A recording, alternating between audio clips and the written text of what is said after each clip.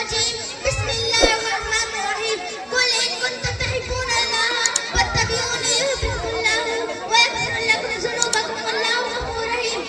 صدر محترم مدینی بھائیوں اور بہنوں، السلام علیکم ورحمۃ اللہ وبرکاتہ.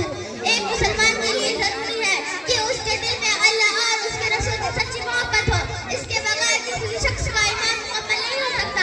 اللہ کی محبت اس لیے ہونی چاہیے کہ وہی ہمارا خالق و مالک ہے. ہمارے دل کی ایک ایک دھڑکن پر اسی کی سلطنت ہے.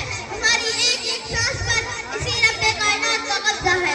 وہ جب چاہے جس کو چاہے فنا کے گھاٹ اتار سکتا ہے. عزت و ذلت اسی کے ہاتھ میں ہے.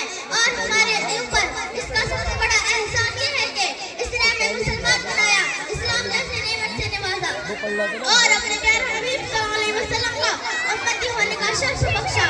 تو ہم پھر کیوں نہ اس کا شکریہ ادا کریں اور ہمارے دلوں میں اس کی خالص محبت کیوں نہ پیدا ہو.